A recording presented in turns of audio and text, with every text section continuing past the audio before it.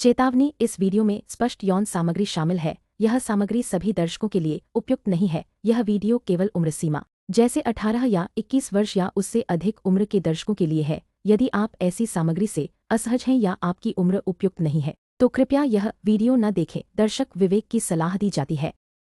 ध्रुव ने अमूर्तिका से कहा कि अगर वो लंबे समय तक ऐसा करती रहेगी तो उसे अच्छा खाना मिलेगा, और आखिरकार उसे ये बात समझ में आ गई। भोजन पाने के लिए कुछ काम करो। यह एक ऐसी अवधारणा थी जिसे कोई भी मनुष्य और जानवर समझ सकता था, न कि केवल राक्षस जानवर। आमूर्तिका ने एक कॉफी मग का आकार और अवस्था ग्रहण कर ली। ध्रुव को गुस्सा आ रहा था, लेकिन आमूर्तिका के अपने अस्तित्व की सारी भावनाएं वापस लेने के बाद वह एक सूक्ष्म परिवर्तन महसूस कर सकता था। उसे लगा कि ये एक पुराना, अक्सर इस्तेमाल किया जाने वाला कॉफी मग है। इससे पहले उसे लगा था कि वो एक मग पकड़े हुए है जो कभी भी अपना आकार बदल सकता था। ध्रुव के पास ये संस्थाएं उसके पिछले जीवन के अनुभवों की बदौलत थीं, इसलिए जब वो किसी वस्तु या व्यक्ति के साथ शारीरिक संपर्क में आता था तो वो कम से कम उनमें सूक्ष्म अंतर तो महसूस कर सकता था। ध्रुव को 100% यकीन नहीं था कि उसका वेश नैना पर काम करेगा या नहीं, लेकिन अब उसने वो सब कुछ कर लिया था जो वो कर सकता था। अगर आंटी नैना को राक्षस जानवर के अस्तित्व का पता चलता है तो वो बदले हुए स्पष्टीकरण के बारे में सोचेगा। जब वो अपने विचारों में मग्न था, ध्रुव ने नीचे से कुछ शोर सुना। उसे पता था कि आंटी नैना आ गई हैं। ध्रुव ने रूपांतरित मग को मूल मग के साथ सुरक्षित स्थान पर रख दिया और सोने की मुद्रा में बैठ गया। ध्रुव को अचानक एक एहसास हुआ जब वो सोने का नाटक करने लगा। वो अपनी पीठ के बल सीधा सो गया और अश्लील चीजों के बारे में सोचने लगा। नतीजतन उसका लिंग फिर से खड़ा हो गया और उसने अपने ढीले ढाले स्लीप वेयर ट्राउजर में एक छोटा सा तंबू बनाकर अपने अस्तित्व को जाहिर कर दिया। भले ही ये एक बुरा सपना था, लेकिन छत पर मैना रन लिखे पत्थरों की वजह से ध्रुव के कमरे में एक धुंधला माहौल था। प्रकाश की तीव्रता को एक अन्य पत्थर की मदद से समायोजित किया जा सकता था, जिस पर एक गोलाकार शिलालेख के ऊपर एक पायदान था। ध्रुव ने माहौल को इतना समायोजित कर लिया कि उसकी चाची को उसका उभार मुश्किल से दिखाई दे। साथ ही उसने ये भी सुनिश्चित किया कि उसके चेहरे के भाव छिपे रहें। ध्रुव ऐसा करके 2 चीजें हासिल करना चाहता था। सबसे पहले वो आंटी नैना का ध्यान अपनी उत्तेजना पर केंद्रित करना चाहता था, ताकि वो उसके कमरे में छिपे एक राक्षस जानवर पर ध्यान न दे। दूसरा, ध्रुव चाहता था कि वो मान ले कि वो और उसका अधूरा स्पष्टीकरण ही उसकी स्थिति के पीछे का कारण है, ताकि वो उससे बातचीत को पहले से ही फिर से शुरू कर सके। इस अराजकता के दौरान भी ध्रुव ने नैना पर अपनी योजना बनाना नहीं छोड़ा था। जैसा कि अपेक्षित था, नैना ध्रुव को देखने के लिए ऊपर आई। उसने पहले उसका नाम पुकारा और दरवाजा खटखटाया। जब ध्रुव ने कोई जवाब नहीं दिया तो उसने दरवाजा खोलने की आजादी ली। नैना ने ध्रुव को गहरी नींद में सोते हुए देखा। उसे कुछ राहत महसूस हुई। उसने हमेशा की तरह कमरे में चारों ओर देखा और अपनी मानसिक शक्ति से उसे स्कैन करने ही वाली थी, लेकिन तभी ध्रुव का छोटा सा तंबू उसे दिखाई दिया। नैना यह देखकर खुशी से मुस्कुराई। लड़के को उसकी यौन जागृति के बारे में पूरी जानकारी दिए बिना छोड़ना एक गलती थी। बेशक सोते समय भी उसका दिमाग उन विचारों में डूबा रहेगा। नैना कमरे से बाहर जाना चाहती थी, लेकिन कुछ ने उसे कुछ देर तक दृश्य को देखने के लिए कहा। तंबू का निरीक्षण करें और उस चीज के वास्तविक आकार का अनुमान लगाएं। ध्रुव अभी भी एक किशोर था जिसने अपने विकास में तेजी नहीं देखी थी। उसके पास बहुत बड़ा लिंग नहीं था, लेकिन ये उसकी उम्र के हिसाब से काफी अच्छा था। नैना आकार का अनुमान लगाने के बाद संतुष्ट थी। फिर उसने खुद को ऐसा करने के लिए फटकार लगाई। फिर उसने खुद को यह स्पष्टीकरण दिया कि वो केवल ध्रुव की भलाई और सभी मोर्चों पर एक सफल वयस्क के रूप में उसके भविष्य के बारे में सोच रही थी। विचार चक्र उसके सिर में दोहराया गया जबकि वो ध्रुव के बिस्तर के पास स्थिर खड़ी थी, उसके उभार को खाली देख रही थी। ध्रुव ने अपनी आंखें आधी खोली और देखा कि नैना उसकी हालत देख रही है। उसका पहला आधा हिस्सा चाहता था कि वो कमरे से बाहर चली जाए, क्योंकि उसे रीन के पकड़े जाने की चिंता थी। उसका दूसरा आधा हिस्सा चाहता था कि वो वहीं रहे और उसके साथ आगे बढ़े। इससे ध्रुव के लिए नैना के पास आसानी से पहुंचने का मंच तैयार हो जाएगा। उस आंतरिक संघर्ष ने ध्रुव को पूरी बात के प्रति तटस्थ रहने और अपने चरित्र को खराब न करने की अनुमति दी। उसने देखा कि नैना ने अपने हाथ को उसके लिंग की ओर उठाया और फिर दूसरे हाथ से उसे दूर कर दिया और फिर उसके कमरे से बाहर निकल गई। ध्रुव थोड़ा निराश हुआ, लेकिन उसने उसे जाने दिया। सोने का समय हो गया था। ध्रुव को कल रात नींद नहीं आई, इसलिए वो अपनी आंखें बंद करते ही आसानी से सो गया। नई संभावनाओं की घोषणा की। ध्रुव सुबह जल्दी उठकर फ्रेश होने लगा। उसकी मॉर्निंग वुड वापस आ गई थी, जो इस बात की पुष्टि कर रही थी कि उसका शरीर उन कामों में हिस्सा लेने के लिए तैयार है। ध्रुव नीचे उतरी और एक परिचित दृश्य और एक परिचित व्यक्ति को देखा। आंटी नैना एक साथ कई औषधियां बना रही थीं और उन्हें आश्वित कर रही थीं। वो ऐसा तब करती थीं जब भी उनकी डिलीवरी में देरी होती थी या उनके पास सामान्य से ज्यादा ऑर्डर होते थे। सुप्रभात आंटी नैना, ऐसा लगता है कि किसी ने ढेर सारी औषधियों के लिए बहुत बड़ी रकम चुकाई है। ध्रुव ने नैना का अभिवादन करते हुए कहा कि वो उस समय बहुत व्यस्त थी। ध्रुव ने देखा कि उसे देखकर आंटी नैना के चेहरे पर थोड़ी सी असहजता उभर आई थी, लेकिन उसने जल्दी ही अपनी शालीन मुस्कान से उसे छिपा लिया। उसने उसी आकर्षण के साथ उसका अभिवादन किया जिसके लिए ध्रुव उसे जानता था और जवाब दिया, सुप्रभात ध्रुव, यह ऑर्डर हीलर एसोसिएशन द्वारा विशेष रूप से दिया गया है और हाँ, वे पहली डिलीवरी तत्काल चाहते हैं। मेरी रिपोर्ट के बाद हीलर एसोसिएशन द्वारा एक त्वरित प्रतिक्रिया दल भेजा गया, लेकिन टीम को जंगल का गहराई से निरीक्षण करने से पहले ही एक हताहत हो गया। जंगली जादुई जानवर अपनी प्रजाति या पदानुक्रम की परवाह किए बिना ज्वार में आए और त्वरित प्रतिक्रिया टीम पर हमला कर दिया। जानवरों का ज्वार केवल तब होता है जब एक उच्च स्तरीय जानवर अपने आसपास के सभी जानवरों को नियंत्रित कर रहा हो। इससे ये लगभग तय हो गया था कि जंगल में अब एक राक्षस जानवर है। दूसरी टीमें भी उसी समय यही अनुभव कर रही थीं। लेकिन अचानक कल से ये सब बंद हो गया है। अब जंगल में जानवरों का झुंड नहीं घूम रहा है। ऐसी स्थितियों के लिए कुछ संभावनाएं पैदा होती हैं। सबसे पहले, राक्षस जानवर अपना विकास पूरा किए बिना ही जंगल से चला गया है। अगर ऐसा हुआ है तो हमें उसे ढूंढना होगा इससे पहले कि वो किसी दूसरे इलाके में परेशानी पैदा करे। दूसरा, राक्षस जानवर अपने विकास में असफल हो गया है और अब जंगल में छिपा हुआ है, अपनी रिकवरी में तेजी लाने के लिए बाहरी दुनिया से खुद को अलग कर रहा है। तीसरा, राक्षस जानवर ने अपना विकास पूरा कर लिया है और जंगल छोड़ दिया है। इसका मतलब है कि वो और भी उच्च रैंक वाले जादुई जानवरों को नियंत्रित करने में सक्षम होगा। इससे होने वाला विनाश कई गुना ज्यादा भयानक होगा। चौथा, जानवर ने अपना विकास पूरा कर लिया है और गर्मी कम होने से पहले जंगल में छिपने के बारे में सोच रहा है। हमने जिन मामलों का जिक्र किया है और जिनका जिक्र नहीं किया है, उन सभी के लिए हमें काफी संख्या में जनशक्ति भेजने की जरूरत है।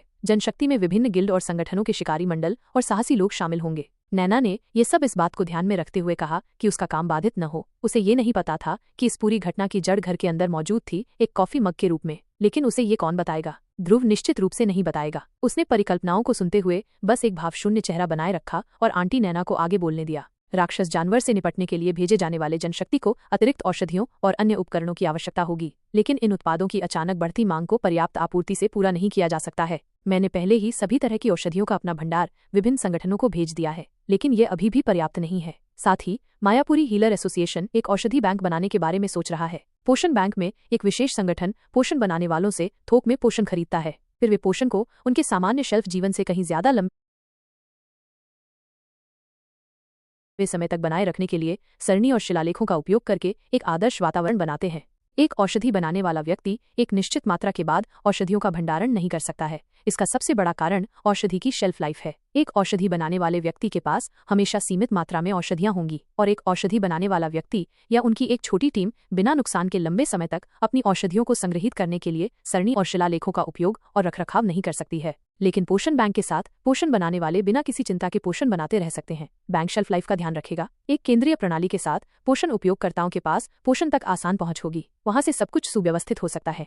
पोषण बैंक सिस्टम का पालन आमतौर पर बड़े शहरों में किया जाता है। मायापुरी को पहले इस सुविधा की जरूरत नहीं थी, लेकिन राक्षस जानवर की मौजूदगी ने बड़े बड़े अधिकारियों को हिलाकर रख दिया है। राज्य ने भी मायापुरी के पास एक नए सैन्य अड्डे और एक अच्छी तरह से बनाए गए पोषण बैंक के लिए धन स्वीकृत किया था। मायापुरी हीलर एसोसिएशन को राज्य से अनुबंध प्राप्त हुआ है। वे चाहते हैं कि कुछ हीलर आगामी पोषण बैंक के लिए पोषण का एक नया बैच बनाना शुरू करें। मुझे एसोसिएशन से भी अनुरोध प्राप्त हुआ है। चिंता मत करो, मैं पहले बैच के साथ लगभग समाप्त हो गया हूँ। मेरा दूसरा बैच अगले सप्ताह आने वाला है, क्योंकि औषधि निर्माताओं की सूची में रोटेशन प्रणाली है। सप्ताह के बाकी दिनों में मैं अपनी गति और समय के अनुसार अन्य संगठनों से औषधि अनुरोधों को संसाधित कर सकता हूँ। नैना ने ध्रुव को विस्तार से समझाने के बाद निष्कर्ष निकाला। उसने सोचा कि चूंकि वह एक बड़े शहर के पास स्थित शिकारी मंडल में जा रहा था, इसलिए उसे पोषण बैंक जैसी अवधारणाओं के बारे में पता होना चाहिए। नैना ने सोचा कि ध्रुव ने उनके बारे में नहीं सुना होगा, क्योंकि वो शायद ही कभी मायापुरी से बाहर जाता था, जहाँ कई विशेष सुविधाएं और संरचनाएं नहीं थीं। उन महानगरीय शहरों की तुलना में मायापुरी एक पिछड़ा हुआ शहर था। ध्रुव को निश्चित रूप से अपने पिछले जीवन से पोषण बैंकों और बहुत कुछ के बारे में पता था, लेकिन फिर भी वो अपनी चाची की बातों को ध्यान से सुनता था। जब आपके पास छिपाने के लिए बहुत सी बातें हों, तो ज्यादा सुनना और कम बोलना हमेशा एक अच्छा विकल्प होता है। ध्रुव ने पूछा कि क्या वो नैना की मदद कर सकता है, और उसने उससे कहा कि वो मदद करने से पहले नाश्ता कर ले। ऐसा नहीं था कि ध्रुव को पोषण बनाने के बारे में नहीं पता था। आंटी नैना ने उसे मूल बातें सिखाई थीं। साथ ही अपने पिछले जीवन में ध्रुव ने शिकारी मंडल में रहते हुए पोषण बनाने से संबंधित कई कोर्स किए थे। शिकारी मंडल से बाहर निकलने के बाद ध्रुव के युद्धों में सफल न होने का एक कारण यह भी था कि उसने औषधि बनाने पर ध्यान केंद्रित किया था और युद्ध उन्मुख पाठ्यक्रमों को अनदेखा कर दिया था। लेकिन एक घटना के कारण उसे औषधि बनाने में अपना करियर बनाने का विचार छोड़ना पड़ा। उसने इसी कारण से आंटी नैना से मिलना भी बंद कर दिया, क्योंकि उसे लगा कि घटना के बारे में जानने के बाद आंटी उसकी आलोचना करेंगी। ध्रुव को आंटी नैना की बदौलत पोषण बनाने का शौक हो गया था। वो उस पर बहुत बड़ा प्रभाव रखती थी। वो उसे पसंद करता था, इसलिए वो जो काम करती थी उसे पसंद करना भी स्वाभाविक था, और उसमें इस हुनर को अपनाने की अच्छी प्रतिभा थी। लेकिन इस घटना ने ध्रुव के लिए पोषणीयर के रूप में सफल होने के दरवाजे हमेशा के लिए बंद कर दिए। अपने पिछले जीवन में ध्रुव इस स्थिति के कारण मुश्किल में फंस गया था। वो उस काम से एक पैसा भी नहीं कमा सकता था जिसमें वो अच्छा था, और उसे वो काम करने के लिए मजबूर किया गया जिसमें वो सबसे खराब था और जिसका उसे कोई वास्तविक अनुभव नहीं था। यहाँ तक कि LA अकादमी से पास आउट होने की उसकी स्थिति भी उसे उसके दुख के चक्र से नहीं बचा सकी। उस घटना ने ध्रुव के जीवन पर सबसे बड़ा प्रभाव डाला, आर्थिक और भावनात्मक दोनों रूप। उसने निराश और असफल होने की भावना को रोकने के लिए शराब पीना शुरू कर दिया। उसके बाद से उसके लिए चीजें और भी खराब होती चली गईं। इस जीवन में ध्रुव उन अपराधियों की गेंदों को भूनना सुनिश्चित करेगा जिन्होंने उस घटना को अंजाम दिया, इससे पहले कि वो खुद के साथ भी ऐसा होने दे। वो उनकी गेंदों को भून देगा, भले ही वे इस बार अलग तरह से काम करें, क्योंकि यह उसे उन मानसिक घावों का बदला लेने की कार्रवाई है जो इस जीवन में भी उसके साथ रहे हैं। वर्तमान में वापस आते हैं। ध्रुव ने नाश्ता किया और फिर आंटी नैना की तरह ही एप्रन पहना। उसने उनकी मदद करने से पहले अपने हाथों को दस्ताने से सुरक्षित कर लिया। नैना ने देखा कि ध्रुव के कौशल में सुधार हुआ है। अब वो उसके निर्देशों के बिना ज्यादातर काम कर सकता है और उसकी टाइमिंग भी लगभग परफेक्ट थी। नैना इस युवा और उभरते हुए औषधि निर्माता से प्रभावित थी। ध्रुव ने उसे बताया था कि वो भी शिकारी मंडल में दाखिला लेने के बाद पोषण बनाने से संबंधित पाठ्यक्रम लेगा। पहले तो आंटी नैना को संदेह हुआ, लेकिन अब ध्रुव के प्रदर्शन को देखने के बाद वो निष्कर्ष निकाल सकती थी कि यह वास्तव में सही निर्णय था। अगर वो पोषण मास्टर बन जाता है तो वो भी उसकी बहुत मदद कर पाएगी। ध्रुव ने अपने उद्देश्य को आगे बढ़ाने का फैसला किया, जबकि आंटी नैना उस पर बहुत ध्यान दे रही थी। उसने अब तक जो कौशल दिखाए थे उससे वो पहले ही उन्हें प्रभावित कर चुका था। बेशक वो औषधि बनाने के काम को एक पायदान ऊपर ले जा सकता था,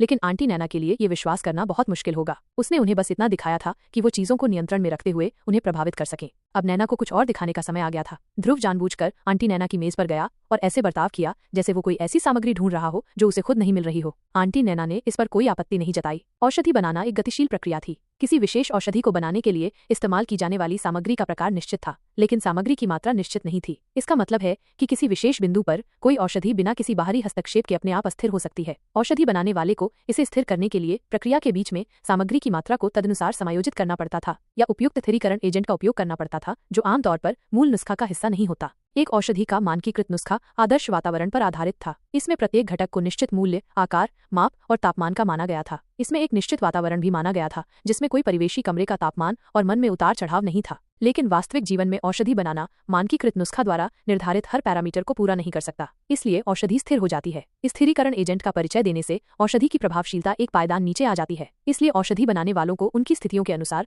वास्तविक समय में गुणवत्ता, मात्रा, ड्रॉप रेट, परिचय का समय और प्रक्रिया के कई ऐसे छोटे पहलुओं को समायोजित करने का काम सौंपा गया था। औषधि बनाना एक ऐसा विज्ञान था जो कला के दायरे से बाहर था। एक सफल औषधि निर्माता औषधि बनाने के अपने व्यक्तिगत तरीके विकसित करेगा जो मानकीकृत प्रथाओं से अलग होगा। बहुत सारे शोध और विकास के बाद मूल नुस्खे में किए गए ये संशोधन इस क्षेत्र में उनकी संपत्ति साबित होंगे। वे इसे अपने शिष्यों और परिवार के सदस्यों के अलावा किसी और के साथ साझा नहीं करेंगे। बेशक संशोधित नुस्खे केवल कुछ खास परिस्थितियों में ही कारगर साबित हुए, इसलिए वे सभी के लिए आदर्श नहीं थे। लेकिन अगर वे आपके द्वारा आपूर्ति की जाने वाली सामग्री के अनुकूल हों तो आप अनुसंधान और विकास में लगने वाले वर्षों की बर्बादी से बच सकते हैं। यही कारण है कि औषधि बनाने वाले इस बात को लेकर सबसे अधिक चिंतित थे कि उनके संशोधित नुस्खे उनके आंतरिक घेरे से बाहर न आ जाएं। आंटी नैना की तरह ही वे किसी भी घरेलू या प्रयोगशाला सहायक को काम पर रखने से बचते थे और इसके बजाय अनुबंधबद्ध शिष्यों को रखते थे जो उनके काम में उनकी मदद कर सकते थे और ये सुनिश्चित कर सकते थे कि उनके रहस्य ही बने रहें। यही कारण है कि ये कोई अजीब दृश्य नहीं था जब कोई पोषण बनाने वाला उनके क्षेत्र में घुस जाता और उनके प्रयोगशालाओं में हमेशा कुछ न कुछ खोजता रहता जब उनके पोषण पूल में अस्थिरता के पहले लक्षण दिखाई देते।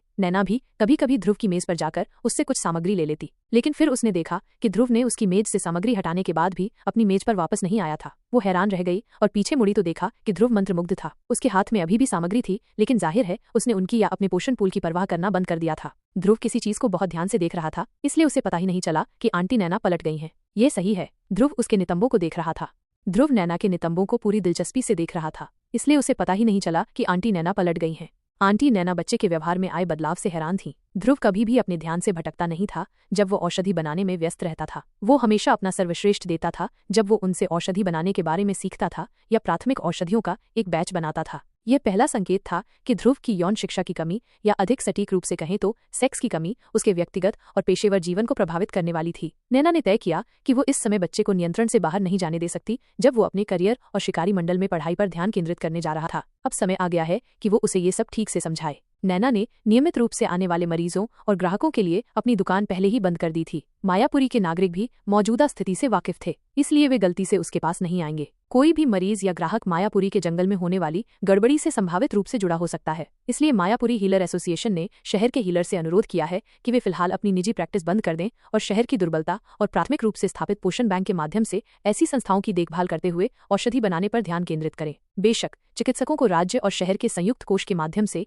हीलर एसोसिएशन द्वारा उनकी आय के नुकसान के लिए प्रतिदिन एक निश्चित वेतन दिया जाएगा। नैना ने ध्रुव के साथ अपनी बातचीत फिर से शुरू करने से पहले आज की डिलीवरी को पूरा करने का फैसला किया। उसने ध्रुव की आंखों के सामने अपने हाथ हिलाकर उसे उसकी कल्पना से बाहर आने पर मजबूर कर दिया। इससे ध्रुव थोड़ा शर्मा गया और उसने अपने सिर के पीछे खुजलाया और अजीब तरह से मुस्कुराया। फिर उसने प्राथमिक औषधियों का वो भाग बनाना फिर से शुरू कर दिया जो उसे सौंपा गया था। डिलीवरी पूरी होने के बाद दोनों में राहत की लहर दौड़ गई। फिर नैना ने अपने पहचान पत्र का इस्तेमाल करके अपने स्रोत से संपर्क किया और उन्हें बताया कि डिलीवरी लेने के लिए तैयार है। मायापुरी हीलर एसोसिएशन के प्रतीक चिन्ह वाली एक मालगाड़ी नैना के घर के बाहर रुकी। जब डिलीवरी गाड़ी में लोड की गई तो नैना और ध्रुव दिन भर के लिए मुक्त हो गए, लेकिन तब तक दोपहर का भोजन हो चुका था। ध्रुव ने उन दोनों के लिए लंच बनाया। जब उन्होंने लंच किया और ध्रुव अपने कमरे की ओर जाने वाला था तो नैना ने उसे रोक दिया और कहा कि वो जहां है वहीं रहे। ध्रुव को ऐसा लग रहा था कि वो उलझन में है, लेकिन उसे पता था कि बातचीत फिर से शुरू होने वाली है। वो उत्साहित था, इस बार कोई रुकावट नहीं होगी। उसने पहले से ही योजना बना ली थी कि उसे क्या करना है और इस दृश्य को अपने दिमाग में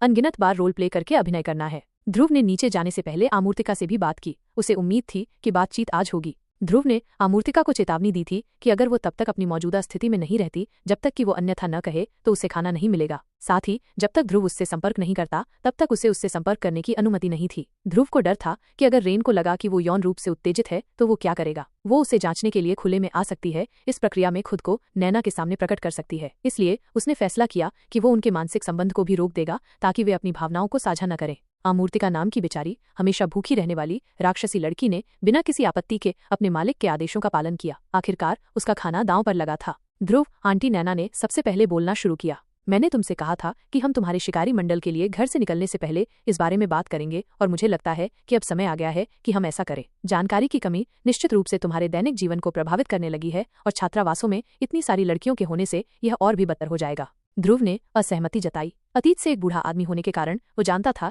कि वो बदचलन लड़कियों के साथ संबंध बनाने में दिलचस्पी नहीं लेगा। परिपक्व महिलाओं में एक खास आकर्षण होता है जो उन लड़कियों में नहीं था, लेकिन उसने अपनी राय को सुनने नहीं दिया और आंटी नैना को जारी रखने दिया। लेकिन आगे बढ़ने से पहले मैं चाहती हूँ कि आप उस दिन कही गई बातों पर पुनर्विचार करें ताकि मुझे पता चले कि आपने वे बातें सही कही हैं। नैना ने ध्रुव की ओर देखा और उसने सिर हिलाया। मुझे पता है कि जब आप नितंब के बारे में सोचते हैं तो अंग अकड़ जाता है और ये बहुत स्वाभाविक है। मैंने पहले इसे अभिशाप और विकृति कहा था, लेकिन यह एक वरदान है। अधिकांश पुरुष वयस्क होने पर इसी तरह का अनुभव करते हैं। अगर आप लगातार अपने नितंबों के बारे में सोचते रहेंगे तो ये अकड़न लंबे समय तक बनी रह सकती है। इस अकड़न को दूर करने का कोई न कोई तरीका है, लेकिन मुझे अभी तक इसके बारे में पता नहीं है और ये तब भी गायब हो सकता है जब आप ठंडे पानी से नहाएं या अपने काम में व्यस्त हो जाएं। अब तक मैं कैसा कर रहा हूँ? ध्रुव ने ये सारी बातें सीधे चेहरे पर गंभीरता से कहीं। नैना को ये मानना पड़ा कि बच्चा पहली बार ऐसी जैविक घटना का अनुभव करके इतना सदमे में था कि उसने इसका चिकित्सकीय अध्ययन किया था, जैसे किसी परीक्षा में टेस्ट पेपर होता है। नैना उसके नितंबों पर की गई टिप्पणी पर मन ही मन हंसने से खुद को नहीं रोक पाई, इसलिए स्तनों ने उसके अंदर वैसी प्रतिक्रिया नहीं जगाई। ऐसा लग रहा था कि ध्रुव नितंबों वाला लड़का था। उसे केवल नितंबों को देखते ही उत्तेजना का अनुभव होता था। उसे अपने स्तनों से थोड़ी निराशा हुई। वे स्वाभाविक रूप से औसत से बहुत बड़े थे, लेकिन फिर भी वे बच्चे का ध्यान आकर्षित करने में विफल रहे। नैना के स्तन ध्रुव की कल्पना से एक उपेक्षित जोड़ी के रूप में बाहर रह गए थे। फिर नैना ने खुद को समझाया कि ध्रुव को इस पूरे मामले की जानकारी नहीं है। हो सकता है कि जब उसे सब कुछ पता चलेगा तो वो उसके सुडौल स्तनों को भी उतनी ही उत्सुकता से पसंद करेगा। उन्होंने पुनः उसकी सोच की आलोचना की और आगे कहा, यह बात लगभग सही है ध्रुव।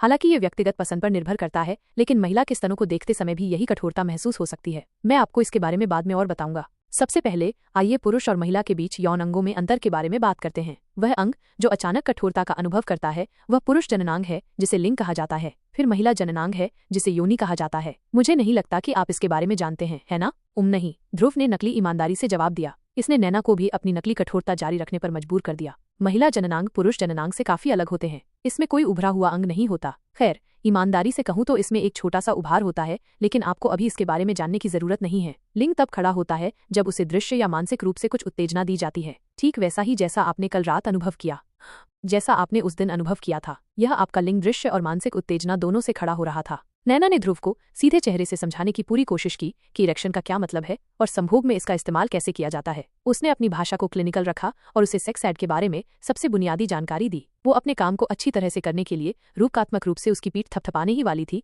कि ध्रुव का रैपिड फायर राउंड शुरू हो गया। तो आंटी, योनि भी लिंग के प्रवेश पर कठोर हो जाती है? हे, नहीं बेवकूफ, तुमने ये सवाल कैसे सोचा? क्या मैंने तुम्हें साफ साफ नहीं बताया कि संभोग कैसे होता है? अगर योनि में भी यही कठोरता होती है तो वह लिंग को अपने अंदर कैसे प्रवेश देगी? ध्रुव के सवाल पर नैना की हंसी फूट पड़ी। नैना ने निष्कर्ष निकाला कि उस बच्चे का दिमाग इतनी सारी अंतरंग जानकारी से शॉर्ट सर्किट हो गया होगा। ये बहुत अजीब है। तो क्या एक लड़की को योनि को सामान्य स्थिति में लाने के लिए एक लड़के की तरह इंतजार करना पड़ता है? हाँ, एक लड़की को भी यौन उत्तेजना की लहर के बाद अपनी योनि को सामान्य स्थिति में वापस लाने के लिए इंतजार करना पड़ता है। एक योनि केवल तभी अपने स्नेहक उत्पादन को बढ़ाएगी जिसका उद्देश्य लिंग के निर्बाध प्रवेश के लिए है, जब एक महिला यौन रूप से उत्तेजित होती है, लेकिन यह पैंट में लिंग की तरह उभार नहीं दिखाएगी। नैना ने अपनी हंसी को नियंत्रित करते हुए उत्तर दिया। वो समझ गई कि ध्रुव ये पूछना चाह रही थी कि क्या ये जानने का कोई तरीका है कि लड़की यौन रूप से उत्तेजित है या नहीं। बेशक कुछ संकेत थे, लेकिन वो ध्रुव को उनके बारे में नहीं बताएगी और उसके लिए शिकारी मंडल में किसी भी लड़की को पहचानना आसान नहीं बनाएगी। इसके अलावा ध्रुव उन संकेतों का उपयोग उस समय अपनी यौन स्थिति की पहचान करने के लिए कर सकती है जो स्पष्ट रूप से सक्रिय अवस्था में थी। उसे याद है कि उसने कल रात उसका इरेक्शन देखा था और हालांकि ध्रुव ने पैर बंद करके बैठकर इसे छुपाया था, लेकिन वो देख सकती थी कि जब इस विषय पर बात हो रही थी तब उसका इरेक्शन कैसा था।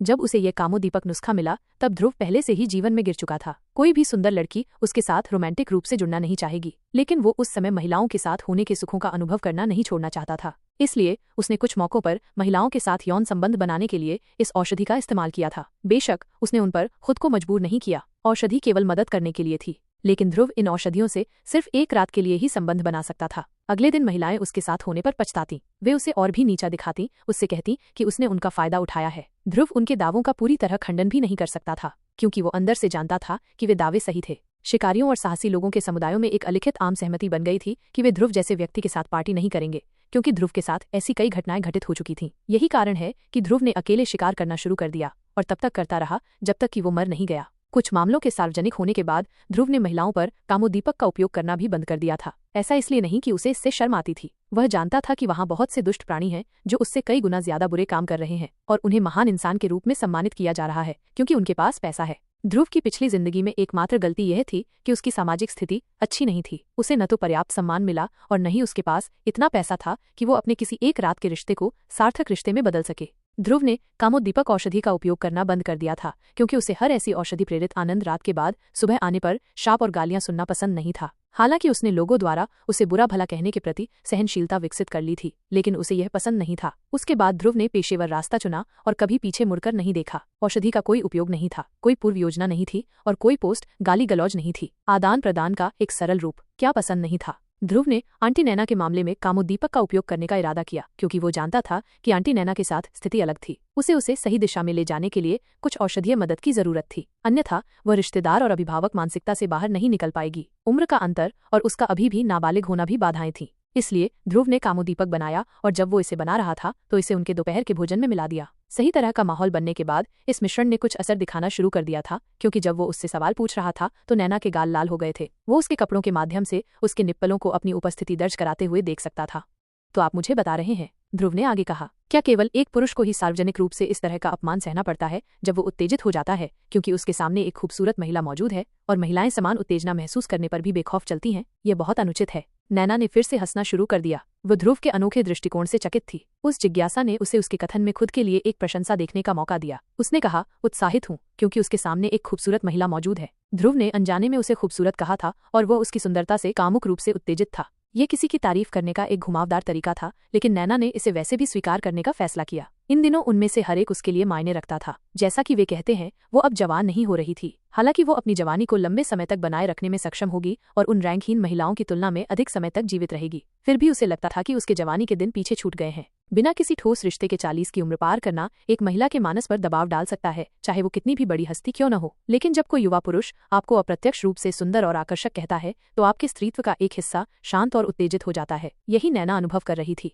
और कामोद्दीपक ने उस प्रभाव को और बढ़ा दिया। तुम बहुत बड़े मूर्ख हो। एक योग्य पुरुष जानता है कि कब कोई महिला उसकी मौजूदगी में उत्तेजित हो रही है। तुम स्पष्ट रूप से उनमें से एक नहीं हो, कम से कम अभी तक तो नहीं। नैना ने उसे थोड़ा चिढ़ाने का फैसला किया। यह बस एक यादृच्छिक विचार था जिस पर उसने काम करने का फैसला किया। इसमें इतनी मुश्किल क्या है? मुझे बस उनकी जांघों को देखते रहना है। अगर तुम जो कह रहे हो वो सच है तो वहाँ कुछ गीले धब्बे तो होंगे ही, है ना?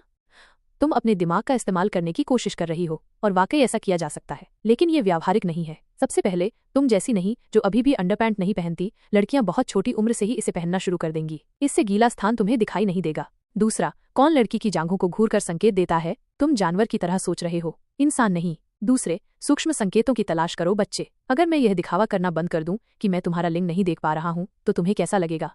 नैना ने उसे हल्के से डांटा और उसे और भी ज्यादा चिढ़ाया। उसे ध्रुव की बातें इतनी मजेदार और प्यारी लगी कि चुप रहना उसके लिए मुश्किल था। उसे यह भी बताना था कि किसी लड़की की जांघों या छाती को घूरना अच्छा नहीं है। क्या तुम्हें ये कैसे पता चला? ध्रुव ने घबराकर अपने हाथों से अपने लिंग को छिपाने की कोशिश की और उससे दूर चला गया। ध्रुव की प्रतिक्रिया देखकर नैना जोर से हंसने लगी। ये उचित नहीं है, ये बिल्कुल भी उचित नहीं है। इससे लड़कियां लड़कों को छेड़ सकती हैं अगर उन्हें कोई लिंग उत्तेजित दिखाई दे, लेकिन लड़के ताने का जवाब नहीं दे पाएंगे। मैं शिकारी मंडल में क्या करने जा रहा हूँ?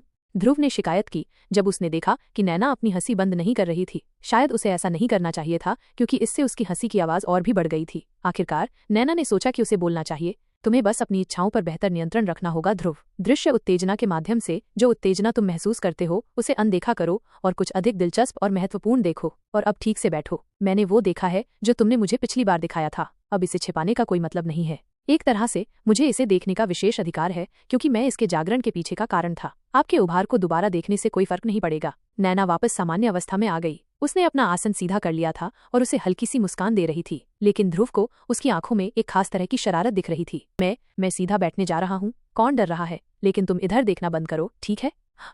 ये सही है, मुझे अंडरपैंट चाहिए। शिकारी मंडल शुरू होने से पहले मुझे उन्हें खरीदने के लिए कुछ पैसे दे दो। मुझे उन्हें पहनना पसंद नहीं है, लेकिन ऐसा लगता है कि अब मेरे पास कोई विकल्प नहीं है। हे, बहुत बुरा है कि इसके लिए इंतजार करना पड़ेगा। अभी शहर में संभावित जंगली ज्वार की तैयारी के लिए हल्का कर्फ्यू लगा दिया गया है। कोई भी गैर जरूरी दुकान नहीं खुलेगी। जंगल में अशांति शांत होने के बाद आप खरीदारी करने जा सकते हैं। अब जैसा कि मैंने कहा, आपको अपनी इच्छाओं पर नियंत्रण रखना होगा। यह सुनिश्चित करना होगा कि वे आपके दैनिक जीवन को प्रभावित न करें। मैं शायद इस संबंध में आपकी मदद कर सकता हूँ।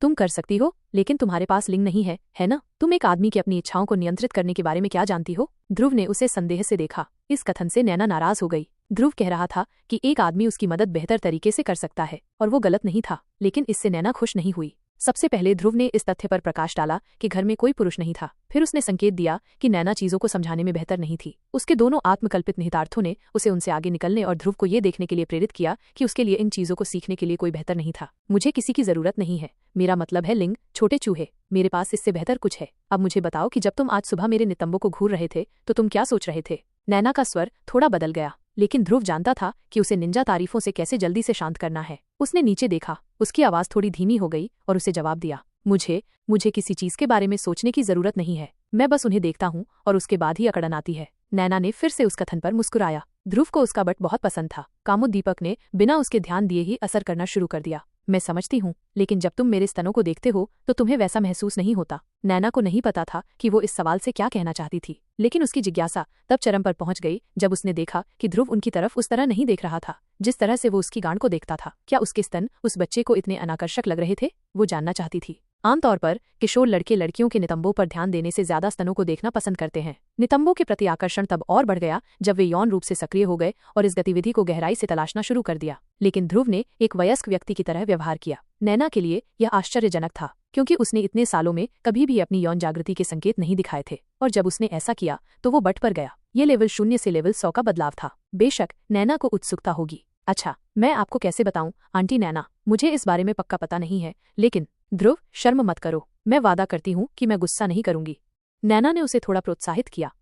ठीक है, ये सिर्फ मेरा अनुमान है, इसलिए अगर मैं गलत हूँ तो आप मुझे सुधार सकते हैं। इरेक्शन पहली बार तब हुआ जब मैंने आपके नितंब को छुआ, और तभी से मैं उनके बारे में सोचता रहा, लेकिन आपके स्तनों के साथ ऐसा नहीं हुआ है, इसलिए मुझे यकीन नहीं है कि इरेक्शन होगा या नहीं, या मैं उन्हें देखकर उत्तेजित हो जाऊंगी या नहीं। ध्रुव ने निष्कर्ष निकाला। अब उसने अपना चारा बिछा दिया था। अब वो देखना चाहता था कि ये पकड़ा जाता है या नहीं। उसके पास दूसरे विचार भी थे, लेकिन जब पहली बार में ही चीजें सुचारू रूप से आगे बढ़ती हैं तो ये हमेशा एक स्वागत योग्य संकेत होता है। तो तुम्हारा मतलब है कि तुम यह जानने के लिए मेरे स्तनों को छूना चाहते हो? प्रश्न पूछते समय नैना को कुछ उत्तेजना महसूस हुई, लेकिन उसने अपने सर्वश्रेष्ठ प्रयासों से इसे दबा लिया और स्पष्ट स्वर में प्रश्न पूछा। लेकिन ध्रुव ने उसके संघर्ष को देख लिया था। वो जानता था कि चारा पकड़ा जा चुका है और उसे केवल उसे खींचने की जरूरत थी। ये एक तरीका है। मुझे यकीन नहीं है कि मैं उन्हें छूना उतना पसंद करूंगा जितना मुझे छूना पसंद था। अच्छा, तुम्हारा बट मेरी अपेक्षा से कहीं ज्यादा मुलायम था उनकी तुलना में।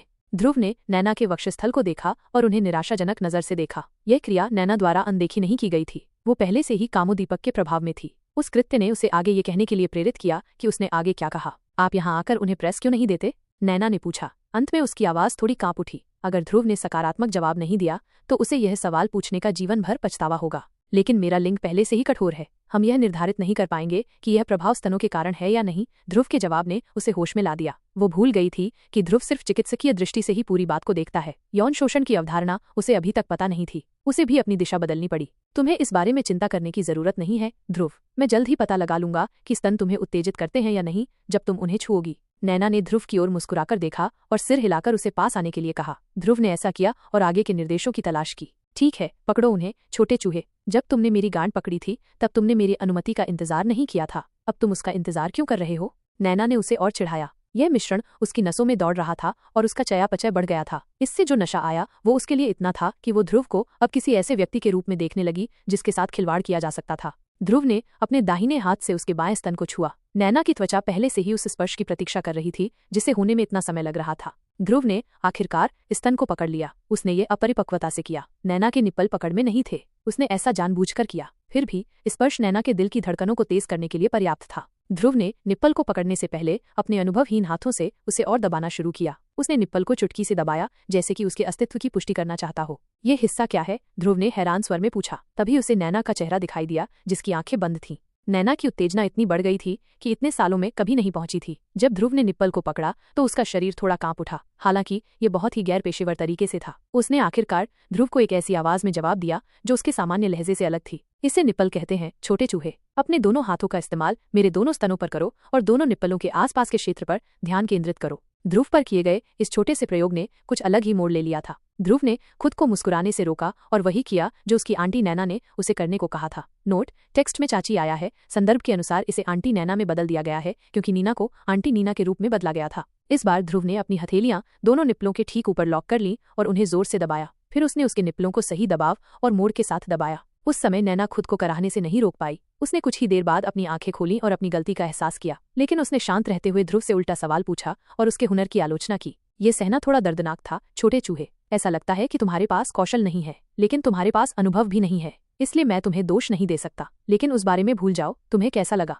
नैना ने पूछा और ध्रुव के लिंग को देखा। वो हिला नहीं। इसका मतलब था कि जब उसने स्तनों को पकड़ा तो वो ज्यादा उत्तेजित या कम उत्तेजित नहीं था। नैना को लगा कि उसके स्तनों की क्षमता पर उसके सामने ही सवाल उठाए जा रहे हैं। उसे ध्रुव से वही प्रतिक्रिया पाने के लिए कुछ कठोर कदम उठाने की जरूरत थी जो उसने उसके नितंबों पर दी थी।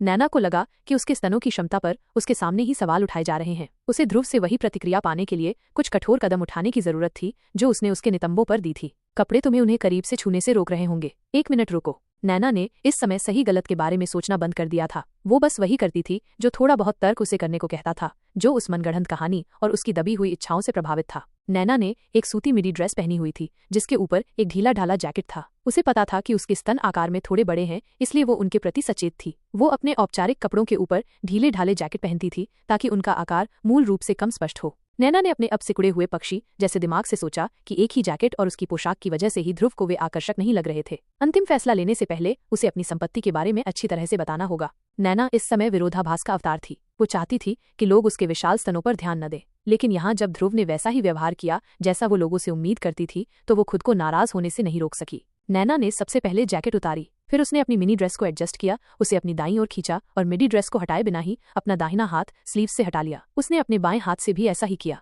ध्रुव देख सकता था कि नैना कमर से ऊपर तक कैमिसोल में थी। उसने अपनी कमर में बह रहे रक्त प्रवाह पर लगभग नियंत्रण खो दिया था। उसका छोटा लड़का कुछ उत्तेजना दिखाने वाला था, लेकिन उसने आखिरकार इसे नियंत्रित कर लिया। नैना उसके लिंग को देख रही थी। कुछ हलचल दिख रही थी, लेकिन यह उसके लगभग खुले स्तनों से जुड़ने के लिए पर्याप्त नहीं थी। नैना घबराई हुई लग रही थी, जैसे वो युद्ध हार रही थी जिसे जीतने का उसे इतना भरोसा था। उसने ध्रुव से कहा कि वो भी अपनी कैमिसोल के ऊपर से ऐसा ही करे, और ध्रुव ने ऐसा ही किया। लेकिन इस बार उन्हें दबाते समय उसने अप्रिय चीजों के बारे में सोचा। पिछले जन्म में उसकी मृत्यु के कारण बने क्षण। उसने उन विचारों का उपयोग एक उत्तेजक हत्यारे के रूप में किया और परिणाम उसके घटते हुए उभार से स्पष्ट हो गया। ध्रुव का लिंग तुरंत गायब हो गया था। नैना ने आश्चर्य से अपनी आंखें चौड़ी कर लीं। ध्रुव को उसके स्तनों से बिल्कुल भी आनंद नहीं आता था और न ही वह उन्हें लेकर उत्साहित होती थी। अगर किसी ने उसे एक दिन पहले ये बताया होता कि ध्रुव को उसके स्तन दिलचस्प नहीं लगते तो वो उस व्यक्ति को थप्पड़ मार देती और कहती कि ये बिल्कुल सामान्य बात है। लेकिन अब वो ध्रुव की पक्षपातपूर्ण प्राथमिकताओं के बारे में चिंतित थी। क्या वह किशोर पुरुष मनोविज्ञान के बारे में कुछ भूल रही थी? वो निश्चित नहीं थी। इसे व्यक्तिगत पसंद के टैग के तहत छुपाया जा सकता था, लेकिन नैना के स्तनों को सिर्फ एक पतले कागज के पन्ने पर दबाने के बाद ध्रुव का लिंग गायब हो गया था। इसका मतलब था कि यह एक विकर्षण था। शायद उसे छोटे स्तन पसंद है। नैना ने उस विचार को अस्वीकार करने से पहले मन ही मन सोचा। उसकी गांठ काफी गोल और आकार में बड़ी थी। आकार उसके लिए कोई मुद्दा नहीं था। नैना ने सोचा कि वो अंतिम कदम उठा सकती है, क्योंकि उसे ध्रुव की कामुकता की पुष्टि करनी थी। उसे लड़कियां पसंद हैं या नहीं, बट पसंद करना यह घोषित करने के लिए पर्याप्त पैरामीटर नहीं था। उसने ध्रुव को अपने पास बैठाया और उसे अपनी आंखें बंद करने को कहा। जैसे ही उसने ऐसा किया, उसने अपनी कैमिसोल भी उतार दी। अब वो कमर से ऊपर तक नंगी थी। नैना के सुडौल स्तन बहुत लंबे समय में पहली बार इस तरह बाहर निकले थे। ये एक सुहावनी गर्मी की दोपहर थी। मायापुरी के दक्षिणी हिस्से में शहर की दीवारों के बाहर आसपास के ऊंचे पेड़ों के कारण शांत तूफान का अनुभव होगा। नैना को अपने निप्पलों को सहलाते हुए हल्की हवा का एहसास हो रहा था। हवा घर में आंशिक रूप से खुली खिड़कियों और सफेद पर्दों की बदौलत घुसी थी। एरोला पहले से ही काफी संवेदनशील थे। जब वे खुले में खुले थे तो मिश्रण ने उनकी संवेदनशीलता को और बढ़ा दिया। नैना अब ग्राउंड फ्लोर की दीवार के पास रखे सोफे पर सीधी बैठी थी। ध्रुव उसी सोफे पर उसके बगल में बैठा था। संक्षेप में यह एक सुखद आरामदायक माहौल था। नैना को ऐसा लगा जैसे वो एक सुखद शूम ट्रिप पर थी। अपनी अजीबोगरीब आवाज के साथ उसने ध्रुव को अपनी आंखें खोलने का आदेश दिया और बाद वाले के भावों में कुछ मजा और उत्साह देखने से खुद को रोक नहीं पाई। ध्रुव खेल के शुरू में ही नैना के इस साहसिक कदम से वाकई हैरान था। उसने अपने बहुत से कार्ड भी नहीं खोले थे, लेकिन खेल पहले ही पूरे जोश में था। अचानक से दांव बढ़ा देने से वो हैरान रह गया। नैना अब और इंतजार नहीं कर सकती थी और उसने उसके दाहिने हाथ को अपने बाएं स्तन पर ठीक वैसे ही निर्देशित किया जैसे वो चाहता था। फिर उसने उसके बाएं हाथ और अपने दाहिने स्तन के साथ भी ऐसा ही किया और उसके सपनों से बाहर आने का इंतजार करने लगी। उसने उसे आगे कोई निर्देश नहीं दिया। अब शब्दों का आदान प्रदान करने का कोई मतलब नहीं था। ध्रुव ने आखिरकार खुद को संभाला। उसने अपने सामने आकर्षक दृश्य को देखा। उसके हाथ पहले से ही अपनी जगह पर थे। उसने इस बिंदु पर पूरी ताकत से आगे बढ़ने का फैसला किया और दोनों कलियों को उसी तरह से दबाया जैसे उसने कुछ क्षण पहले नैना के कपड़े पहने हुए दबाया था। चूंकि इस बार स्पर्श सीधा था, कपड़े और अंडरगारमेंट के बिना ये पहले से भी अधिक प्रभावी था। नैना ने अपनी आंखें बंद कर लीं, अपनी सीट पर वापस झुक गई और ध्रुव को लगभग अपने ऊपर खींच लिया और ध्रुव के हाथों को अपने हाथों से ओवरलैप करते हुए उन्हें अपने स्तनों पर दबाते हुए उसे और अधिक बल बढ़ाने का सुझाव दिया। ध्रुव ने भी ऐसा ही किया। ध्रुव ने उस मुलायम मांस को मसलना शुरू कर दिया। उसकी उंगलियां लगभग मांस में धंस गईं। परिणाम स्वरूप हल्के भूरे रंग की त्वचा पर लाल रंग के निशान दिखाई देने लगे। ध्रुव को एरोला के आसपास हल्के रोंगटे खड़े होते हुए महसूस हो रहा था, क्योंकि वो बीच बीच में कलियों से खेलता रहा। ध्रुव ने अपनी वर्तमान गतिविधि में एक लय अपना ली थी। वह अपने सभी पिछले अनुभवों का अच्छा उपयोग कर रहा था। नैना ने अपनी आंखें बंद कर ली थीं और ध्रुव द्वारा दी जा रही स्तन मालिश का आनंद ले रही थी। वह उस पल की गर्मी में बाकी सब कुछ भूल गई थी। ध्रुव ने सोचा कि अब समय आ गया है। उसने अपना सिर नीचे किया, अपना मुंह बाईं कली की ओर बढ़ाया और नैना की ओर देखा। उसने अभी भी अपनी आंखें बंद कर रखी थीं। उसने और इंतजार नहीं किया और गहरे भूरे रंग की कली को अपने मुंह में ले लिया और उसी समय अपने हाथ से दाईं कली को भी दबा लिया। नैना को लगा जैसे उसकी रीढ़ की हड्डी में बिजली का झटका लगा हो। उसने अपनी पीठ को आगे की ओर झुकाया और ध्रुव के सिर को उसके बालों के पीछे से मजबूती से पकड़ लिया और फिर उसे अपनी बाहों में खींच लिया। उसने उसके सिर को अपने स्तन पर दबाया जैसे कि वो चाहती थी कि वो उसे पूरी तरह से खा जाए। ध्रुव का कम होता लिंग एक झटके में अपने चरम पर वापस आ गया था जब उसे नैना ने अपनी बाहों में खींच लिया था। उसने ऐसा होने दिया। उसे दिए गए काम पर ध्यान केंद्रित करने की जरूरत थी। उसकी उत्तेजना को खत्म करने वाली चाल ने पहले ही अपने इच्छित परिणाम प्राप्त कर लिए थे। अब फलों का स्वाद चखने का समय आ गया था। ध्रुव ने नैना के साथ वही सब करना जारी रखा जो उन दोनों के लिए बहुत ही कम समय के लिए था, लेकिन ये पहले से ही कुछ मिनटों से अधिक था। उसने अपनी चूसने जैसी गतिविधि दूसरी भूरी कली पर भी की, केवल पहली वाली पर वापस आने के लिए। नैना पूरे समय अपने दोनों हाथों से उसका सिर पकड़े हुए थी और जब भी उसे अतिरिक्त बल की आवश्यकता होती तो वो उसे आगे की ओर धकेलती। ध्रुव ने बहुत पहले ही सीख लिया था कि इस सत्र में भाग लेते समय महिलाओं से संकेत कैसे लेना है। उसने नैना के सुझावात्मक आदेशों का पूरी तरह से पालन किया। ध्रुव का लिंग नैना की नाभि के ठीक नीचे था, जो उस जगह पर उभर रहा था, लेकिन दोनों ही पहले तो संपर्क को नोटिस करने में इतने मशगूल थे। लेकिन फिर ध्रुव ने थोड़ा नीचे आकर स्तनों को व्यस्त रखा। उसने अपने कठोर अंग को नैना की जांघों के ठीक ऊपर समायोजित किया और दबाया। जिस क्षण ध्रुव ने ऐसा किया उसी क्षण उसे लगा कि नैना को एक छोटा सा भूकंप आ गया है। उसने ध्रुव के सिर को जोर से पकड़ा और उसे ऊपर की ओर खींचा, फिर उसे एक भावुक चुंबन दिया। उस समय ध्रुव का छोटा शरीर नैना से लिपटा हुआ था। ध्रुव ने भी नैना के होठों को उसी जोश के साथ चाटा। वो अपनी जीभ उसके मुंह के अंदर डालने ही वाला था कि उसने महसूस किया कि नैना उसे अपने ऊपर जोर से दबा रही है और अपने श्रोणी को ऊपर उठा रही है। उसने ध्रुव के होंठ काटे, जबकि वो वर्षों में सबसे बड़ा परमानंद अनुभव कर रही थी।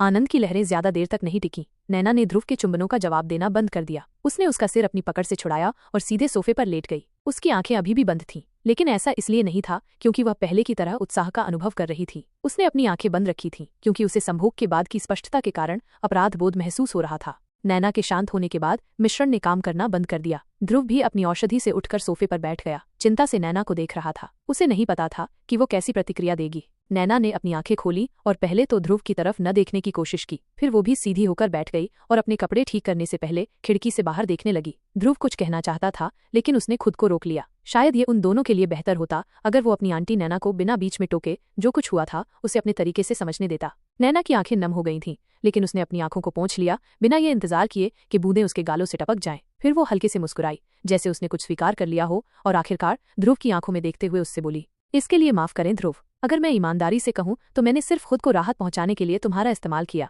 मुझे नहीं पता कि मुझ पर क्या आ गया। शायद ये वो दबी हुई भावनाएं थीं जो मेरे भीतर से फूटना चाहती थीं, और आखिरकार उन्हें तुम्हारे भीतर एक रास्ता मिल गया।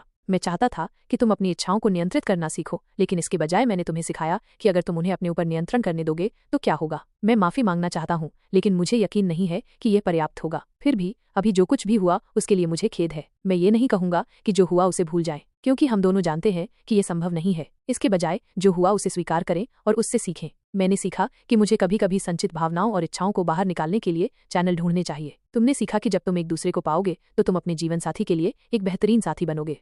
हे हम ये भी कह सकते हैं कि हमने ये जांचने का अपना उद्देश्य पूरा कर लिया है कि तुम्हें स्तन आकर्षक लगते हैं या नहीं। देखो कौन वापस आ गया है। ये कहते हुए नैना ने थोड़ा मुस्कुराया और उसे अपने क्रॉच को देखने के लिए कहा, जिसमें अब एक उभार था और उसके सिरे पर एक गीला धब्बा था। उसे इस तथ्य में सांत्वना मिली कि उसके स्तनों या ध्रुव में कुछ भी गड़बड़ नहीं थी। वह यौन रूप से विकृत नहीं था, बस अनुभवहीन था, और वह विभाग में उसके लिए कुछ अनुभव प्राप्त करने का कारण थी, जिसका परिणाम वे दोनों ध्रुव की पैंट में देख रहे थे। नैना द्वारा उसके लिंग के बारे में बताए जाने पर ध्रुव पहले की तरह परेशान नहीं हुआ। उसने निष्कर्ष निकाला कि लड़के ने उनके छोटे से सत्र के बाद आखिरकार अपनी कामुकता के साथ शांति बना ली है। इससे भागने, इसे छिपाने या किसी और चीज से इसे छिपाने की कोशिश नहीं कर रहा है। वो जानती थी कि उसने कम से कम उसे लड़कियों के सामने अजीब व्यवहार करने से तो रोक दिया है, और बदले में ये उसे उनके बीच और अधिक लोकप्रिय बना देगा। उसने सोचा कि कम से कम इस पराजय से कुछ अच्छा तो निकला।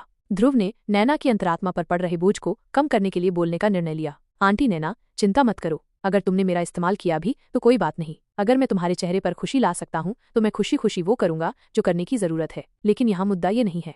मुझे इस बात का दुख है कि इस तरह से मेरे प्रति अपने प्यार का इजहार करने से पहले आपको अपनी भावनाओं के दब जाने का बहाना चाहिए। क्या आप ये नहीं कह सकते कि ये सब इसलिए हुआ क्योंकि हम दोनों ने स्वेच्छा से एक दूसरे के साथ काम किया था? मैं सेक्स के बारे में ज्यादा नहीं जानता, लेकिन अब तक मैंने आपसे जो कुछ भी सीखा है वो मेरे लिए ये कहने के लिए पर्याप्त है कि इसका वास्तविक आनंद तभी दोनों पक्षों द्वारा उठाया जा सकता है जब ये पारस्परिक सहमति से हो। सहमति के अभाव का अर्थ है कि किसी परिस्थिति के कारण उनमें से एक या दोनों को ऐसा करने के लिए मजबूर किया गया, या फिर उन्हें दूसरा व्यक्ति पर्याप्त आकर्षक नहीं लगा, सामाजिक स्तर पर समान नहीं लगा, या उन्हें उसकी परवाह नहीं थी। क्या इनमें से कोई शर्त हम पर लागू होती है? ये कहते हुए वो नैना के करीब गया और उसे अपनी बाहों में भर लिया। नैना ने उसे जाने दिया, अपनी आंखें बंद करके उसके सीने पर अपना सिर टिकाया और उसकी बातें सुनी। वो उसके स्पर्श और उसके बोले गए शब्दों में उसकी देखभाल और स्नेह महसूस कर सकती थी। इन हरकतों ने उसे शांत किया और उसके उत्तेजित मन को शांत किया। ध्रुव ने आगे कहा, मैं आपके बारे में नहीं जानता, लेकिन अगर आप मुझसे पूछें तो मैं इस कृत्य में स्वेच्छा से शामिल था। न तो आप, न ही कोई और, यहाँ तक कि मेरी भावनाओं ने भी मुझे इसके लिए मजबूर नहीं किया। बेशक भावनाएं एक ट्रिगर पॉइंट हो सकती हैं, लेकिन उसके बाद जो कुछ भी हुआ वो मेरी पसंद थी। मैं इसे स्वीकार करने के लिए तैयार हूँ।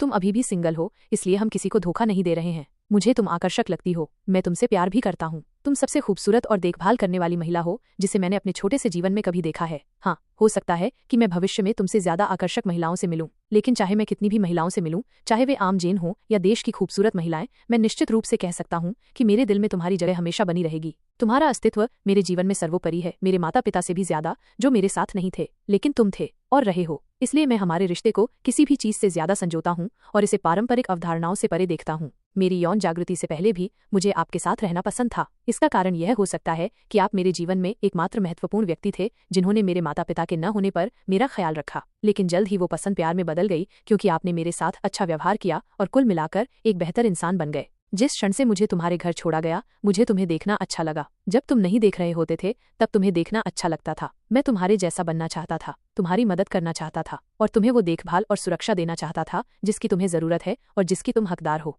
मेरा औषधि निर्माता बनना चाहने का उन भावनाओं से बहुत लेना देना है। इस जागृति से मुझे आपके प्रति अपनी भावनाओं को बेहतर ढंग से समझने में मदद मिली है। आपको मेरी माँ बनने की जरूरत नहीं है, नहीं मुझे आपके बच्चे की तरह खेलने की जरूरत है। अब तक आपको ये समझ आ गया होगा कि मुझे माता पिता और बच्चों के बीच के रिश्ते से नफरत है। मेरी नज़र में वे सभी मूल्य खो चुके हैं और मैं उस रिश्ते को हमारे बीच की चीजों से जोड़ना नहीं चाहता। मुझे इस बात का कोई अफसोस नहीं है कि मुझे आपकी दबी हुई भावनाओं को बाहर निकालने का माध्यम माना गया, लेकिन मुझे इस बात का अफसोस होगा कि अगर हम अब स्नेह दिखाने का ये तरीका बंद कर दें सिर्फ इसलिए क्योंकि आपके दिमाग का बोझ उतर गया है। क्या मैं आपके लिए इतना बेकार हूँ?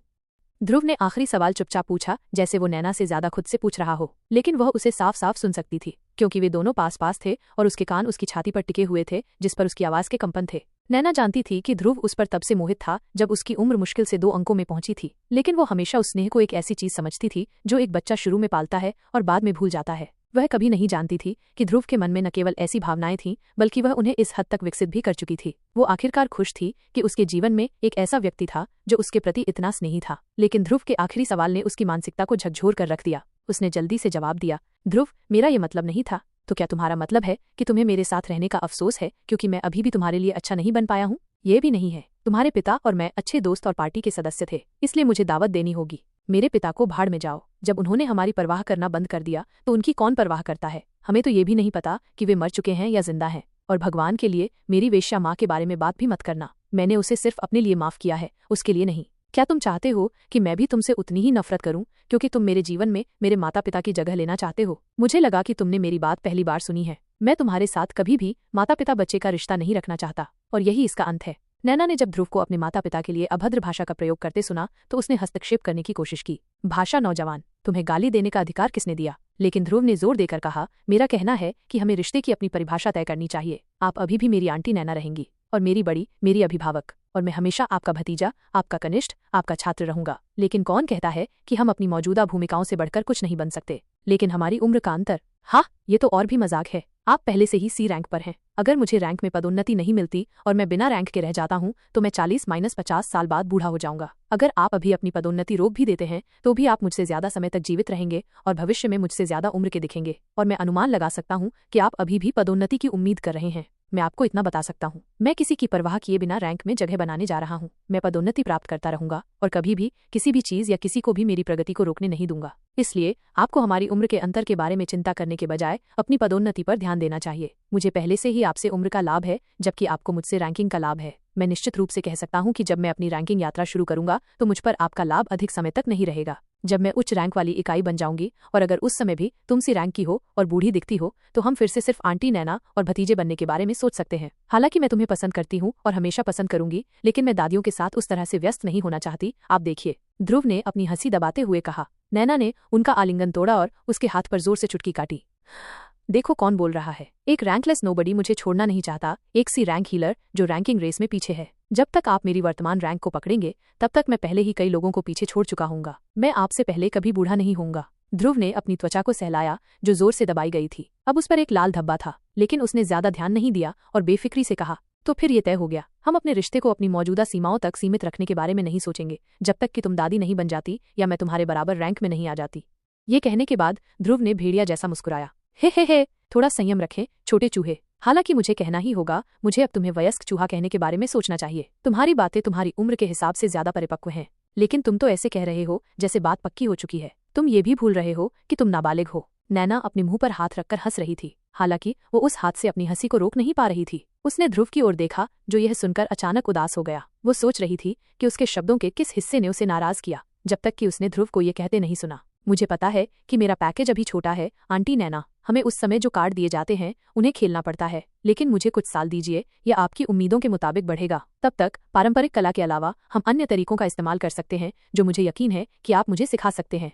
अगर आप असंतुष्ट रहते हैं तो हम कुछ सालों तक इंतजार कर सकते हैं, या फिर आप चाहें तो छोटे मुझे इस तरह से अपने साथ जुड़ने से दूर कर सकते हैं। यह कहते हुए ध्रुव ने नैना के करीब जाने की कोशिश की, लेकिन सी रैंक की हीलर ने अपने बढ़े हुए शारीरिक आंकड़ों के साथ उसे अपनी एक उंगली से दूर धकेलते हुए कहा, हे, तुम इस तरह के स्पष्ट कृत्य से किसे बेवकूफ बनाने की कोशिश कर रही हो? हम दोनों जानते हैं कि जब मैंने तुम्हें नाबालिग कहा था तो मेरा मतलब ये नहीं था। मेरा मतलब है कि सबसे पहले तुम्हें अपनी उम्र के किसी भी व्यक्ति के साथ इन गतिविधियों में भाग नहीं लेना चाहिए, नहीं मेरे साथ और नहीं अन्य लड़कियों के साथ। और दूसरा, जब कोई नाबालिग अपनी अनुशंसित आयु से पहले यौन अन्वेषण शुरू करता है तो उसके मस्तिष्क पर नकारात्मक प्रभाव पड़ सकता है। ध्रुव को इतनी जोर से पीछे धकेला गया कि वो अपना संतुलन खो बैठा और अपने नितंबों पर गिर पड़ा। नैना का जवाब सुनकर वो फिर से उठा और उसके पास आकर बोला, आपका तर्क सही होता अगर हमें वो अनुभव न होता जो उसने कुछ मिनट पहले किया था। ध्रुव ने उसे ताना मारते हुए कहा, मैं बस इतना ही कह रहा हूँ कि मैं अपने शरीर के बारे में नहीं जानता, लेकिन मेरा दिमाग यौन गतिविधि से जुड़ी किसी भी चीज को संभालने के लिए पर्याप्त परिपक्व है। अगर और जब वो गतिविधि मेरे जीवन का हिस्सा बन जाती है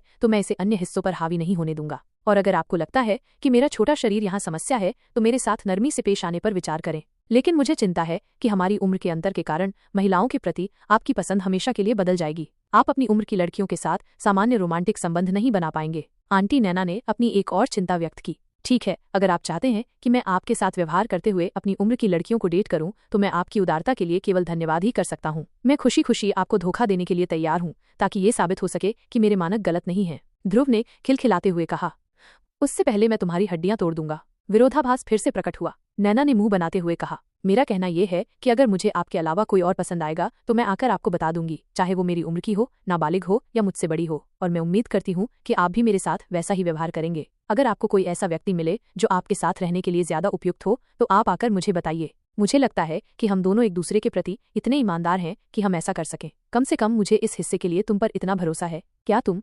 ध्रुव अचानक गंभीर हो गई और उसने नैना से पूछा, जिस पर वो मुस्कुराई जैसे उसके सारे सवाल शांत हो गए हों और बोली, नहीं। मुझे लगता है कि हम दोनों एक दूसरे के प्रति इतने ईमानदार हैं कि हम ऐसा कर सकें। कम से कम मुझे इस हिस्से के लिए तुम पर इतना भरोसा है। क्या तुम? ध्रुव अचानक गंभीर हो गई और उसने नैना से पूछा, जिस पर वो मुस्कुराई जैसे उसके सारे सवाल शांत हो गए हों और बोली, नहीं। ध्रुव अवाक रह गया। उसने ऐसा चेहरा बनाया जैसे उसे अभी अभी नैना ने पीटा हो, जैसे उसकी आत्मा उसके मुंह से उसके शरीर से निकल जाएगी। नैना को ये दृश्य देखकर खुशी हुई और वो हंसने लगी। मैं तो बस मजाक कर रहा था छोटे चूहे। बेशक मुझे तुम पर भरोसा है, बस मुझे इस बारे में सोचना है। मेरा नहीं, मेरे लिए नहीं, बल्कि तुम्हारे लिए है। कौन जानता है, हो सकता है कि तुम ही वो हो जो शिकारी मंडल में कुछ लड़कियों से मिलने के बाद सबसे पहले पीछे हट जाए। मैं आपकी आलोचना नहीं कर रहा हूँ या आपके इरादे पर सवाल नहीं उठा रहा हूँ। मैं ये कह रहा हूँ कि अगर आप ऐसा करेंगे तो ये स्वाभाविक होगा, और ऐसा होने के लिए मुझे आपको थोड़ा विकसित होने के लिए पर्याप्त जगह देनी होगी। अगर हम अभी इस काम में जल्दबाजी करेंगे तो आपको बाद में पछताना पड़ सकता है। मैं अब तक आपने जो कुछ भी कहा है उससे सहमत हूँ, और मैं आपके मेरे साथ ईमानदार होने की सराहना करता हूँ। मुझे खुशी है कि आप मेरी इतनी परवाह करते हैं, और मैं कभी भी आपको नुकसान पहुंचाने के लिए कुछ नहीं कर सकता। बात बस इतनी है कि तुमने अपनी उम्र के विपरीत लिंग के लोगों से कभी संपर्क नहीं किया। मेरे प्रति तुम्हारे मोह के कारण हर समय मेरे साथ रहने की तुम्हारी जिद और साथ ही तुम्हारा सहज एकांत प्रिय स्वभाव तुम्हें अलग थलग कर देता है। तुम कभी भी लोगों के साथ घुल मिल नहीं पाए,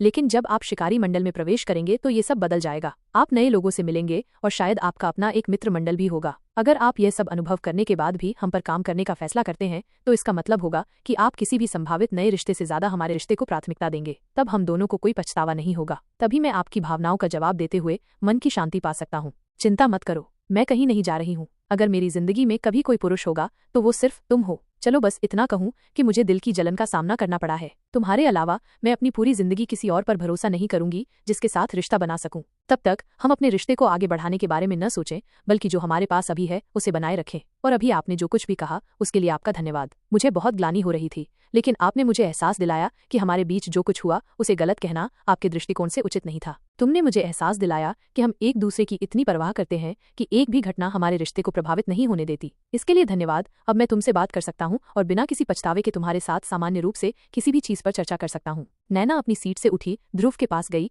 और ये कहते हुए उसके बालों को सहलाया। वो ध्रुव के इस मामले को संभालने के तरीके से वाकई खुश और संतुष्ट थी। अगर उसे इस स्थिति पर विराम लगाने की अनुमति दी जाती और इस बारे में सोचने के लिए पर्याप्त समय दिया जाता तो भी वो इससे बेहतर नहीं कर सकती थी। नैना को ऐसा महसूस हुआ जैसे उसके सिर से एक बहुत बड़ा पत्थर उतर गया हो जब उसे एहसास हुआ कि इस घटना ने ध्रुव को नकारात्मक रूप से प्रभावित नहीं किया है। वो भविष्य के बारे में भी सोच रही थी कि जब ध्रुव अपने लिए विकल्प उपलब्ध होने के बाद भी अपने रिश्ते को मजबूत करने का फैसला करेगा तो वो भी शांत भाव से सोच रही थी, और अगर वो अपनी उम्र की लड़कियों के साथ रहना पसंद करता है तो भी उसे कोई आपत्ति नहीं होगी। वो नहीं जानती थी कि ध्रुव ने शिकारी मंडल जीवन से जो कुछ भी अनुभव किया था वो पहले ही कर लिया था, लेकिन वो उसे सीधे तौर पर ये नहीं बता सकता था। ध्रुव अभी केवल नैना के निर्णय को स्वीकार कर सकता था। अगर ध्रुव को एक और मौका चाहिए था तो उसे नैना के दिल और पैंट में अपनी जगह बनाने के लिए फ्लर्ट करना जरूरी था। उसने भविष्य के लिए योजनाएं बनाना शुरू कर दिया था। ध्रुव ने आखिरकार बिना किसी खुशी के मुस्कुराया और नैना को सिर हिलाया। उसने अपने छोटे प्रशंसक को चूमने से पहले उसे एक चमकदार मुस्कान दी। वो समझ गई कि वो उसके लिए पागल था और उसके ना कहने से उसका दिल थोड़ा टूट सकता था, भले ही उसने उसे इसके पीछे के इरादों के बारे में कितनी भी सावधानी से बताया हो। लेकिन वो जानती थी कि अगर वो भविष्य में मन की शांति चाहती है तो उसे ऐसा करना ही होगा।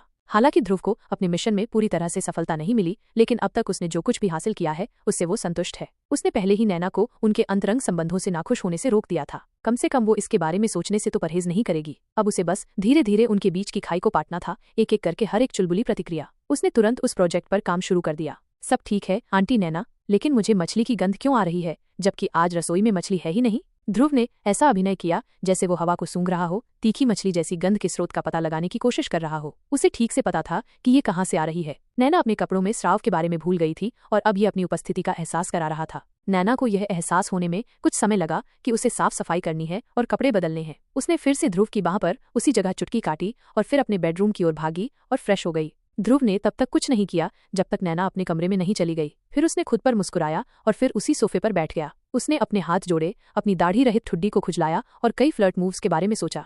दिन सामान्य रूप से बीता। अंतरंगता की घटना के बाद भी ध्रुव ने नैना के साथ अपनी बातचीत को सामान्य बनाए रखा था। वो नैना को दोपहर के खाने के दौरान मछली जैसी गंध के स्रोत के बारे में परेशान करता रहा। नैना ने कई बार विषय बदलने की कोशिश की। अंत में उसने बस यह अनुमान लगाया कि हवाओं ने उस गंध को कहीं और से लाया होगा। नैना को लगा कि ध्रुव के लिए यह गंध घृणित रही होगी। हालांकि उसने सुना था कि यौन रूप से सक्रिय होने के बाद पुरुषों में योनि की गंध को पसंद करने की एक खास आदत विकसित हो जाती है, लेकिन वह अभी भी एक बच्चा था। उसने ऐसा कुछ भी अनुभव नहीं किया था, इसलिए उस गंध की उत्पत्ति को स्वीकार करना कुछ ऐसा नहीं था जो वो करने को तैयार थी। लेकिन ध्रुव के अगले शब्दों ने उसके गालों को लाल कर दिया। हालांकि वो सुगंध बहुत लुभावना थी। मुझे अचानक कुछ मछली खाना खाने की इच्छा हुई।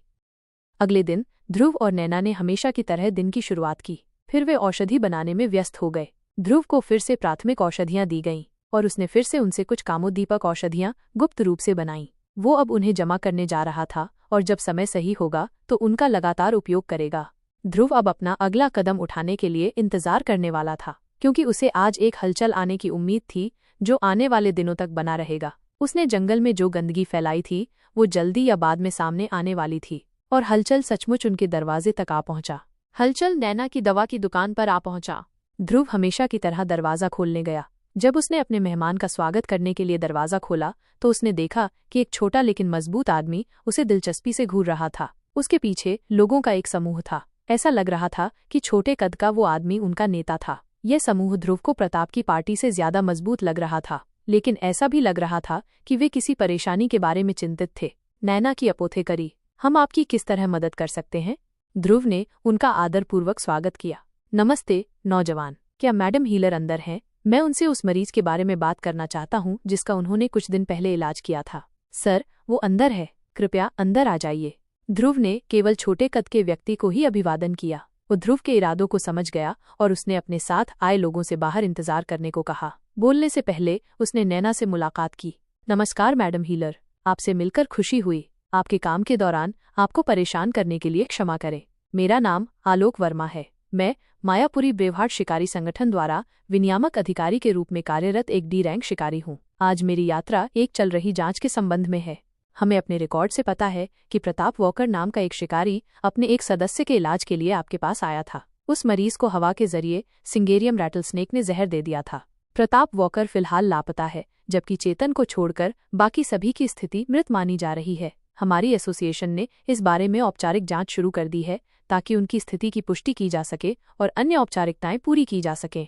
हमने चेतन से भी पूछने की कोशिश की, लेकिन उसने कहा कि जहर का उस पर गंभीर असर होने के बाद वो बिल्कुल भी होश में नहीं था। इसलिए मैं सोच रहा था कि क्या आप इस बात पर कुछ प्रकाश डाल सकते हैं कि उस दिन वास्तव में क्या हुआ था, और प्रताप वॉकर आपके घर से निकलते समय क्या सोच रहा था, और क्या वो जाते समय अकेला था? मैं तुम्हें बताता हूँ कि क्या हुआ। मेरे आदमी प्रताप को अमूर्तिका ने जिंदा ही पचा लिया। जो अभी हम बात कर रहे हैं मेरे कमरे में कॉफी मग के रूप में शेल्फ पर बैठा है। मुझे यकीन है कि अब तक वो अपशिष्ट उत्पाद में बदल गया होगा, अगर अमूर्तिका मल त्याग करती है तो। ध्रुव ने अपने मन में ही ये सब कह दिया। बाहर से उसने चुप्पी साध ली और नैना की ओर देखा। नैना ने सिर्फ सिर हिलाया और आलोक वर्मा को वो सब बताया जो उस दिन हुआ था। आलोक वर्मा ने फिर पूछा कि प्रताप को कौन सी औषधि दी गई थी और पुष्टि की कि वो निर्मल झील की ओर जा रहा था, जैसा कि उसकी पिछली खुफिया जानकारी ने तय किया था। ठीक है, आपके समय के लिए धन्यवाद मैडम हीलर। मैं सोच रहा था कि क्या आप अभी भी आधिकारिक ऑन फील्ड मिशन स्वीकार करते हैं। मैंने एक पार्टी बनाई है जो बाहर इंतजार कर रही है। हम आपके घर से निकलने के तुरंत बाद कई मिशन लेकर मायापुरी वुड्स जा रहे हैं। हमारे पास सी रैंक की पार्टी नहीं है, लेकिन अगर आप मिशन स्वीकार करना चाहते हैं तो आपका हिस्सा सी रैंक पार्टी के वेतन के अनुसार होगा। चिकित्सकों की सामान्य प्रथाएं बंद कर दी गई हैं, इसलिए मैंने थोड़ी हिम्मत जुटाकर पूछा कि क्या आप हमारे लिए समय निकाल सकते हैं। आलोक वर्मा ने ये सब कहा और अपने से उच्च रैंक वाली इकाई के प्रति सम्मान दिखाने के लिए थोड़ा झुका। वो जानता था कि वो सी रैंक के हीलर की सेवाएं लेना चाहकर कुछ असामान्य मांग रहा था, जबकि वो और उसकी पार्टी के सदस्य रैंक में उससे बहुत नीचे थे। आमतौर पर किसी पार्टी की रैंक उसके सदस्यों की अधिकांश रैंक से तय होती है। उदाहरण के लिए ई रैंक वाली पार्टी में 60% से ज्यादा सदस्य ई रैंक वाले होंगे। अगर पार्टी भाग्यशाली रही तो बाकी संख्याएं कुछ और ई रैंक के शिकारियों द्वारा भरी जा सकती हैं। अन्यथा फिलर संख्याएं एफ रैंक के सदस्यों या यहां तक कि मामूली काम करने वाले रैंकहीन सदस्यों द्वारा भरी जा सकती हैं।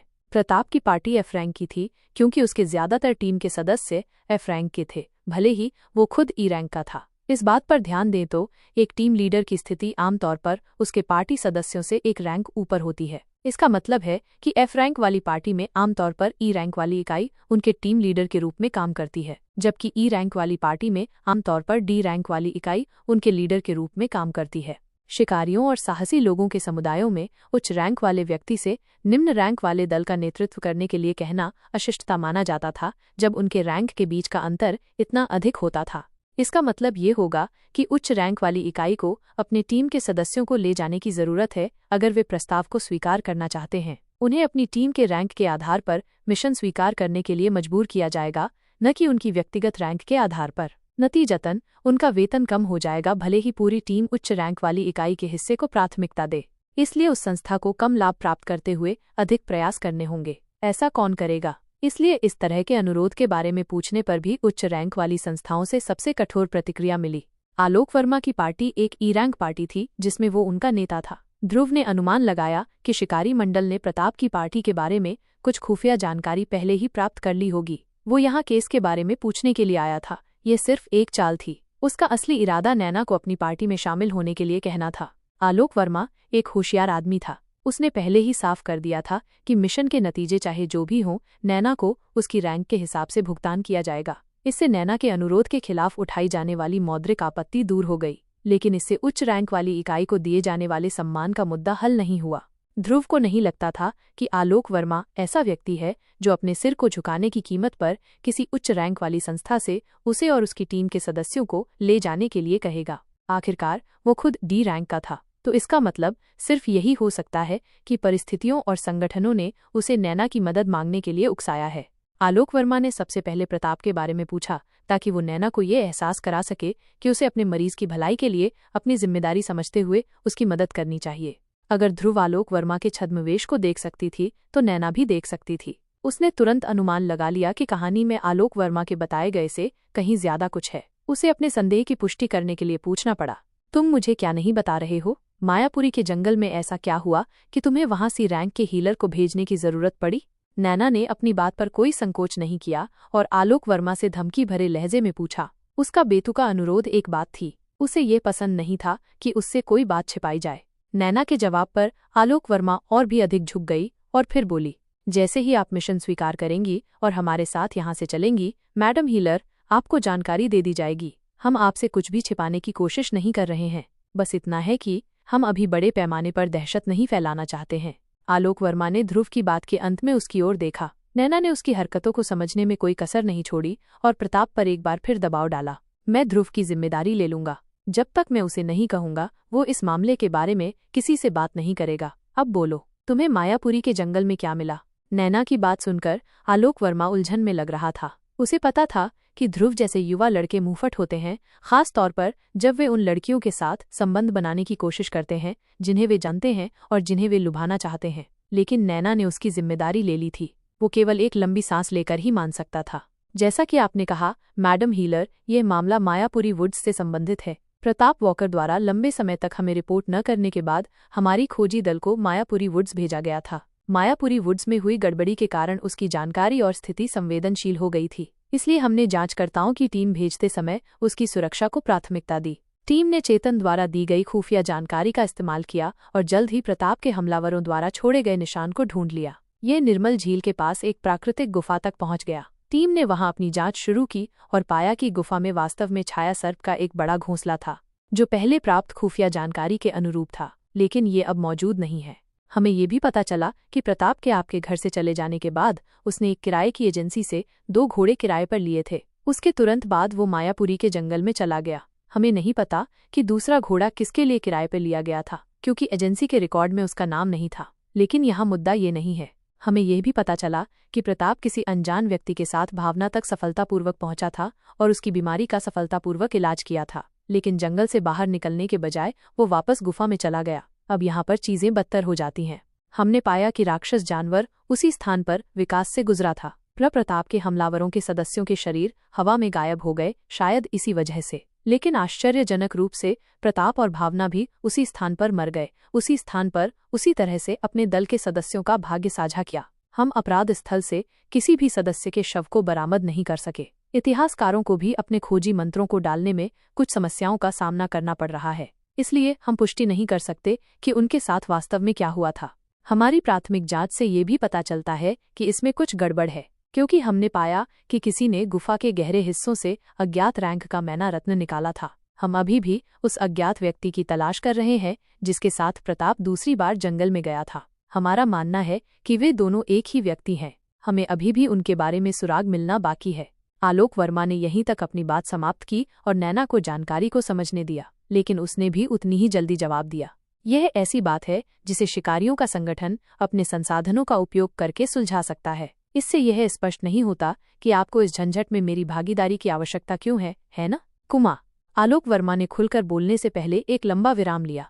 हमने साइट पर मौजूद राक्षस जानवर की रैंक का भी अनुमान लगाया है। यह एक डी रैंक का जानवर था जिसे सी रैंक में विकसित किया गया है, इसलिए हमें आपकी जरूरत है कि आप सी रैंक के हीलर के तौर पर मिशन का हिस्सा बने, अन्यथा मान लीजिए अनुमान से ज्यादा हताहत होंगे।